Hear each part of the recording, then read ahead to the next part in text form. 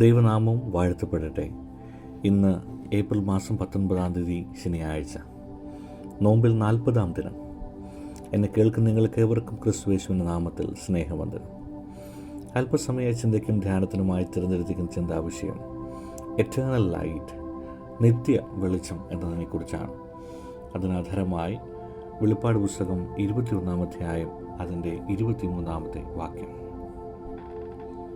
And the city has no need of sun or moon to shine on it, for the glory of God gives it light, and its lamp is the lamp.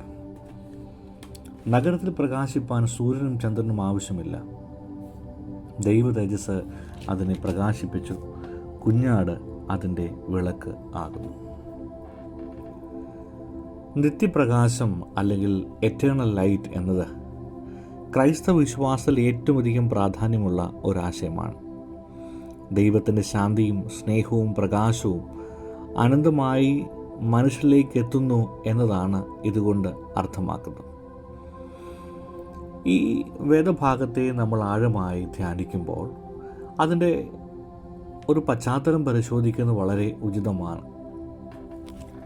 വെളിപാട് പുസ്തകത്തിൻ്റെ പശ്ചാത്തലം നമ്മൾ സൂക്ഷ്മമായി പരിശോധിച്ചാൽ വിഷമ കാലഘട്ടം, അതായത് persecution നേരിട്ടുകൊണ്ടിരുന്ന ഒരു കാലഘട്ടമുണ്ടായിരുന്നു.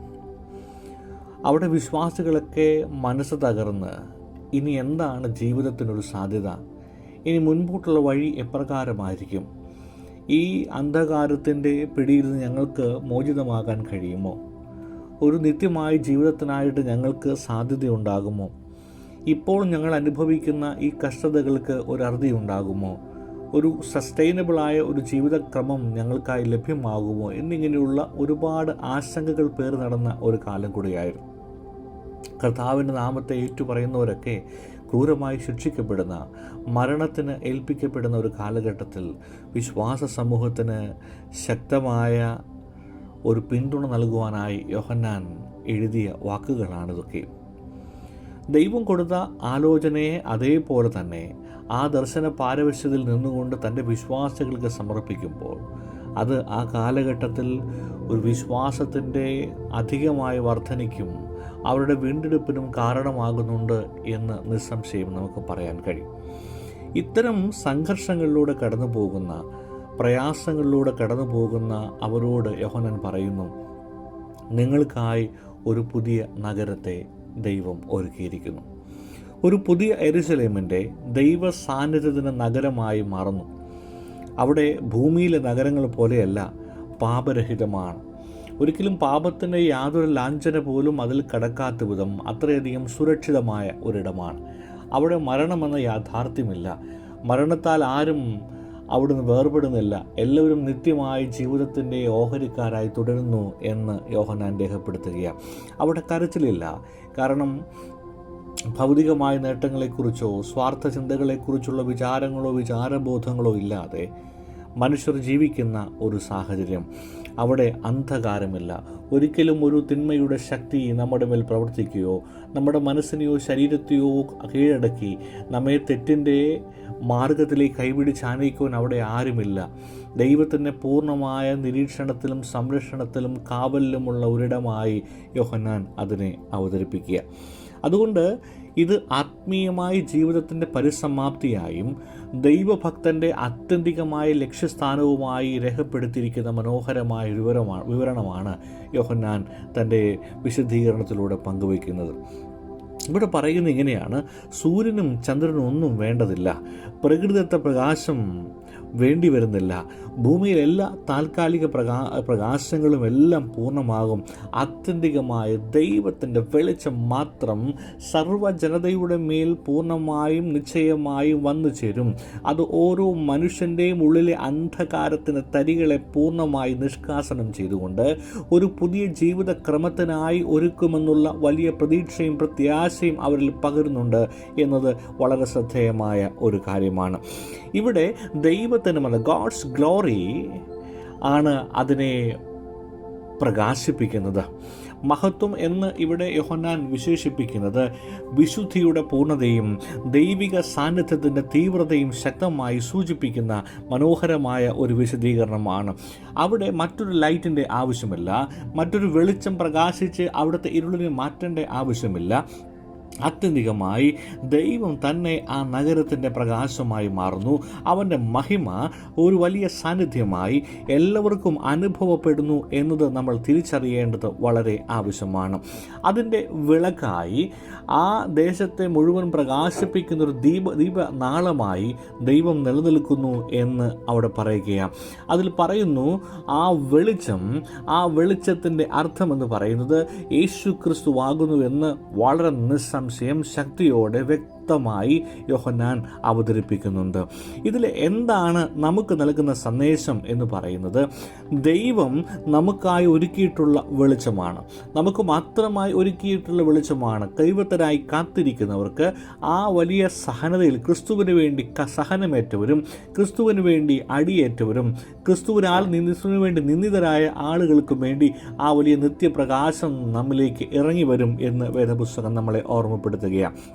യോഹന്നാന്റെ സുവിശേഷം 1-ാം അധ്യായം 5-ാമത്തെ വാക്യത്തിൽ പറയുന്നുണ്ട്, ഇരുട്ടിൽ വെളിച്ചം പ്രകാശിച്ചു, ഇരുട്ടോ അതിനെ ജയിച്ചില്ല എന്ന് കൃത്യമായി പറയുകയാണ്. അതായത് നമ്മുടെ ജീവിതത്തിൽ അന്ധകാരമുള്ള സാഹചര്യങ്ങൾ വരാം, രോഗം വരാം, വിഷമങ്ങൾ വരാം, സങ്കടങ്ങൾ വരാം, ആധികളും വ്യാധികളും വരാം. എന്നാൽ ക്രിസ്തുവായ വെളിച്ചം അതിൻ്റെ മധ്യത്തിൽ നമ്മളെ വഴികാട്ടുന്നു എന്ന് നമ്മളെ ഓർമ്മപ്പെടുത്തുകയാണ്. നമുക്ക് മറ്റൊരു വെളിച്ചത്തിൻ്റെയും മറ്റൊരു സഹായത്തിൻ്റെയും ആവശ്യമില്ല. നമ്മൾ ഇന്ന് ആശ്രയിക്കുന്ന സാങ്കേതിക ജ്ഞാനമോ ശാസ്ത്രമോ ആധുനിക ചിന്താഗതികളോ എല്ലാം അതിന് പരിധികളുണ്ട്.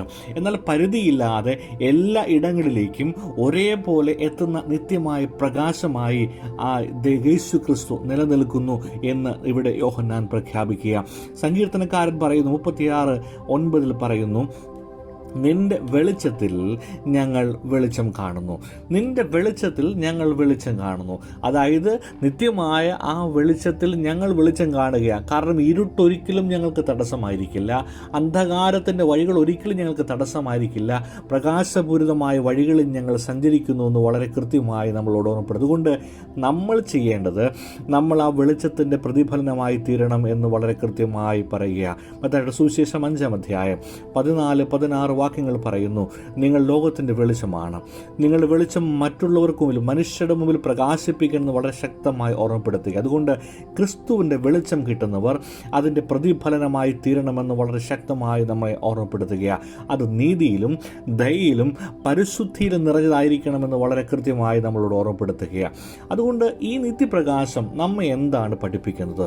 ഒന്ന്, അന്ധകാരത്തിൽ നടക്കരുത്, പാപത്തിൻ്റെ വഴികളിൽ നിന്ന് മാറുക. ജീവിതത്തെ തകർക്കുന്ന, നമ്മൾ നിരാശയുളവാക്കുന്ന സ്വാർത്ഥപരമായ ചിന്തകളിൽ നമ്മളെ കൊണ്ടെത്തിക്കുന്ന ഈ വിചാരബോധങ്ങളിൽ നിന്ന് മാറേണ്ടത് വളരെ ആവശ്യമാണ്. 2, ദൈവത്തിൽ നിന്ന് വെളിച്ചം തേടുക. ദിനം പ്രതി ദൈവവചനവും പ്രാർത്ഥനയും നമ്മുടെ ജീവിതത്തിന് അനിവാര്യമാണ് എന്ന് ഓർമ്മപ്പെടുത്തുന്നു. 3, യേശു ക്രിസ്തുവിനെ അനുസരിക്കുക. കാരണം അവൻ ലോകത്തിൻ്റെ വെളിച്ചമാണ്.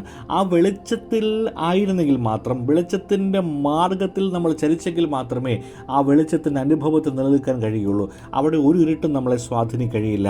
ഏറ്റവും ഒടുവിൽ ആത്മീയമായി തെളിയുക. കുടുംബത്തിലും സമൂഹത്തിലും വിശ്വാസത്തിൻ്റെ പ്രകാശം പരത്തുന്നവരായി നിങ്ങൾ മാറേണ്ടത് വളരെ ആവശ്യമാണ്. പ്രിയപ്പെട്ടവരെ, ഈ ലോക ജീവിതത്തിൽ കഷ്ടങ്ങളും ദുരിതങ്ങളും ജീവിത സങ്കീർണതകളൊക്കെ ഏറിയാലും ഒരു നിത്യപ്രകാശം നമ്മളെ പ്രകാശിപ്പിക്കുവാനായിട്ടുണ്ട്. അത് യേശു ക്രിസ്തു എന്ന നിത്യ വെളിച്ചമാണ്. അവൻ ഈ ഭൂമിയിൽ ജീവിച്ചു, നമുക്ക് വേണ്ടി പങ്കപ്പാടുകളേറ്റു, നമുക്ക് വേണ്ടി മരിച്ചു, 3-ാം നാൾ ഉയർത്തെഴുന്നേറ്റു. പരിശുദ്ധാത്മാവ് മറ്റൊരു കാര്യസ്ഥനെ അവൻ നമുക്കായി അയച്ചു. വീണ്ടും വരുമെന്ന് അവൻ നമ്മളോട് കൽപ്പിച്ചു. വരുന്നത് ആ ഒരു നിത്യ വെളിച്ചമായിട്ടാണ്. അവിടെ ആരുമില്ല, ആരും തന്നെ അതിന് നേട്ടമെടുക്കുവാനായിട്ട് ആരുമില്ലാത്തൊരു സാഹചര്യം. എല്ലാം മാറുന്നു. അവിടെ പാപരഹിതമാണ്, മരണമില്ല, കരച്ചിലില്ല, അന്ധകാരമില്ല. ദൈവഭക്തൻ്റെ ലക്ഷ്യസ്ഥാനത്തിലേക്ക് എത്തുവാൻ നമുക്ക് ഓരോരുത്തർക്കും സാധ്യമാകും എന്ന് നമ്മൾ മനസ്സിലാക്കേണ്ടതുണ്ട്. അതുകൊണ്ട് പ്രിയപ്പെട്ടവരെ, ഒരു നോമ്പ് കാലം ഇന്നുകൊണ്ട് പൂർണ്ണമാകുക. ഈ നിത്യ വെളിച്ചമായിരിക്കണം നിങ്ങളെ ഓരോരുത്തരെയും നയിക്കേണ്ടത്. ആ വെളിച്ചത്തിന് കീഴിൽ നടക്കുമ്പോൾ നമ്മുടെ എല്ലാ ഇരുട്ടും മാറും. എല്ലാ വ്യാധികളും ആധികളും മാറും. നമ്മുടെ ഉള്ളിൽ എല്ലാ സങ്കടങ്ങളും ഒഴുകിയില്ലാതാകും. അതിനായി ആ വെളിച്ചത്തിന് കീഴ് നടക്കുവാൻ നമുക്കും പരിശീലിക്കാം. ദൈവത്തിൻ്റെ പരിശുദ്ധാത്മാവ് നിങ്ങളെ ഓരോരുത്തരെയും സഹായിക്കുകയും അനുഗ്രഹിക്കുകയും ചെയ്യുമാറാകട്ടെ. ആമേൻ. കണ്ണുകളെ അടയ്ക്കാം, പ്രാർത്ഥിക്കാം. ദൈവമായ കർത്താവേ, അന്ധകാരത്തിലാകാതിരിക്കുവാൻ, നിൻ്റെ മഹത്വത്തിൻ്റെ വെളിച്ചം ഞങ്ങളുടെ ജീവിതത്തിൽ വിളങ്ങാൻ ഞങ്ങളെ സഹായിക്കണമേ. ആത്യന്തിക പ്രകാശമായ ക്രിസ്തുവിൻ്റെ മുഖം നിത്യമായി ഞങ്ങൾക്ക് തെളിയട്ടെ. ഞങ്ങളെല്ലാവരും ആ വെളിച്ചത്തെ സന്ദേശവാഹകരായിരിക്കാൻ ഞങ്ങൾക്ക് എല്ലാവർക്കും ധൈര്യമുണ്ടാകട്ടെ. ഞങ്ങളുടെ പ്രാർത്ഥനയും യാചനയും ശ്രദ്ധ വെച്ച് കേട്ടതിനായ സ്തോത്രം. സകലവും യേശു ക്രിസ്തുവിൻ ധന്യമുള്ള നാമത്തിൽ തന്നെ. ആമേൻ. നമ്മുടെ 40 ദിവസത്തെ ധ്യാനം ഇന്ന് ഇവിടെ പൂർണ്ണമാകുകയാണ്. വരുന്ന ആഴ്ചകളിൽ പുതിയ വീഡിയോകളുമായി നമുക്കൊരുമിച്ച് കണ്ടുമുട്ടാം. ദയവായി ഈ ചാനൽ സബ്സ്ക്രൈബ് ചെയ്തിട്ടില്ലെങ്കിൽ നിങ്ങൾ ദയവായി സബ്സ്ക്രൈബ് ചെയ്യുക. അതോടൊപ്പം തന്നെ നിങ്ങളുടെ സുഹൃത്തുക്കളിലേക്ക്, പ്രിയപ്പെട്ടവരിലേക്ക് ഇത് എത്തിച്ചു കൊടുക്കുക. വചനം അനേകരിലെത്തട്ടെ, അനേകരിൽ ക്രിയ ചെയ്യട്ടെ. ദൈവത്തിൻ്റെ പരിശുദ്ധാത്മാവ് എല്ലാവരിലും എത്തിച്ചേരട്ടെ എന്ന് നിങ്ങൾക്കൊപ്പം ചേർന്ന് ഞാനും പ്രാർത്ഥിക്കുന്നു. വരുന്ന ആഴ്ചയിൽ നമുക്ക് പുതിയ ഒരു വീഡിയോവുമായി കണ്ടുമുട്ടാം. ദൈവം എല്ലാവരും ശക്തീകരിക്കട്ടെ. അനുഗ്രഹീതമായ ഒരു പുനരുദ്ധ